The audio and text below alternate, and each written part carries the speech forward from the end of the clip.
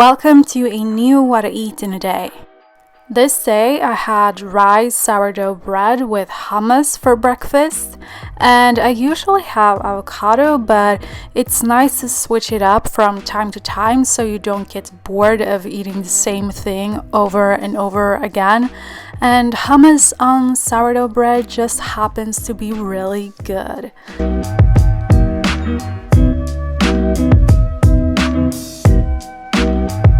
And yeah, I like to cut them in half so that they're easier to eat. And I also top this with nutritional yeast because, yeah, it's actually really good. So I somehow feel like nutritional yeast goes with everything savory, almost everything. Yeah, and then I also had a banana and a cup of green tea. Sometimes I like to have dark chocolate in the morning to feel more awake, so I had 1 square of this dark chocolate. For lunch, I first prepared oat rice, and it's basically oat groats, I think. Somebody asked me this, and yeah, I think it's just whole oats, but this brand just brands it as oat rice. But anyway, I seasoned it with herb salt and frozen chopped chives. I had some chickpeas in the fridge, about half a can I would say, so I seasoned them with curry powder, salt, pepper and some dried coriander.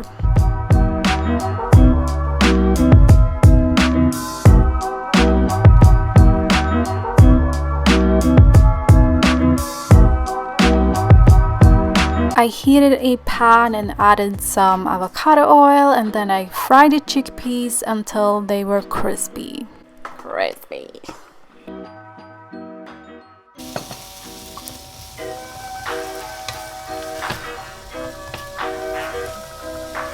For my vegetables, I just prepared some grated carrots and cucumber. I was gonna say hummus for some reason, but it's cucumber. It's definitely not hummus.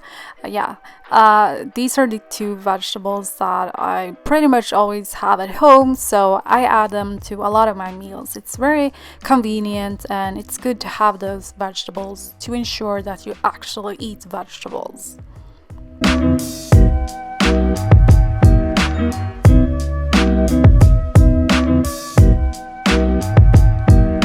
And of course, if you know me, you know I can't forget about the avocado. I also sprinkled on some hemp seeds on it off camera because it looked a bit naked. I also added coconut aminos to the oat rice. And this meal is so simple but has so much flavor from the chickpeas and the oat rice.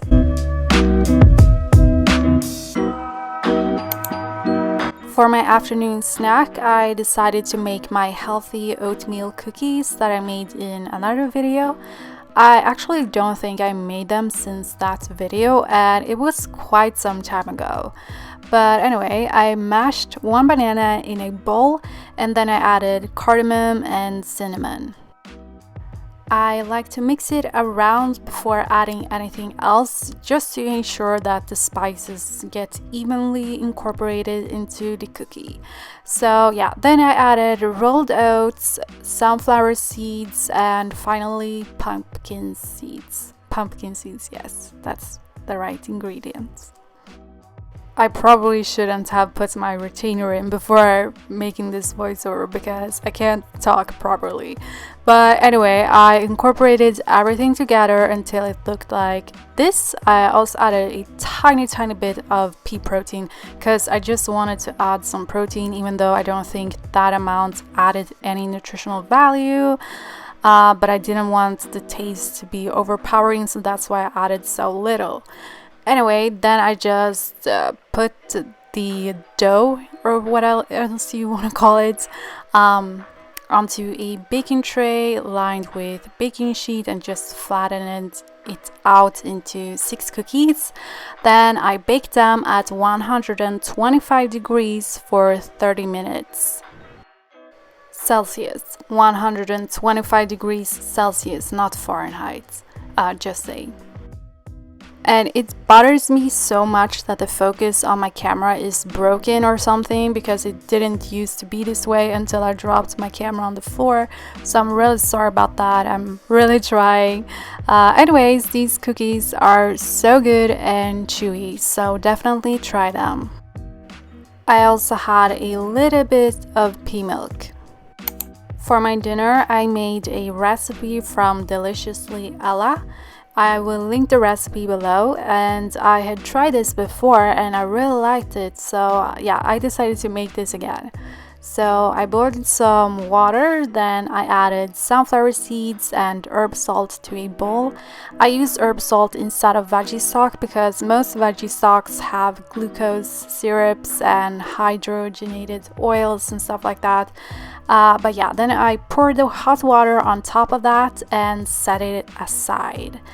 I then prepared my pasta water and added the pasta once it started boiling, and I used whole wheat pasta for this. Then I added the sunflower seeds with the water to a blender thingy, along with some Dijon mustard, nutritional yeast, and a squeeze of lemon juice. By the way, what do you guys use Dijon mustard for? Because I never seem to finish a jar before it goes bad, so I need some inspiration. I'm not a huge fan of the flavor if it's too overpowering though. Anyways, I blended that into a creamy sauce. Then I remembered that I was using frozen veggies instead of fresh like the recipe called for, so I quickly went ahead and steamed some broccoli and green peas. I also stole a bit of pasta water from the pasta, and while the vegetables were boiling, I added the sauce to the pasta that I had drained, and I mixed that around for a while to incorporate everything together before adding the splash of pasta water that I stole.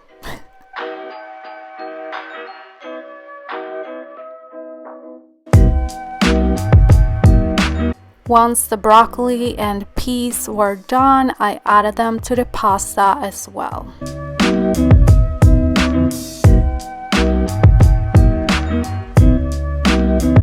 I also added some black pepper before serving.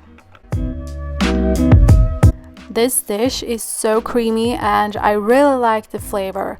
I do like onion and garlic, but I actually appreciate that this is without onion and garlic because I tend to get tired of it if I eat too many meals with onion and garlic.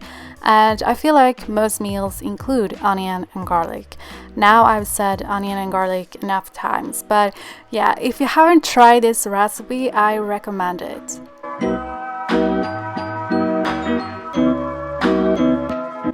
I wasn't entirely full after that, so I had a buckwheat cake with hummus, and that's all I ate this day. Thank you so much for the support on my previous videos and to all of you who chose to subscribe to my channel. I really appreciate it.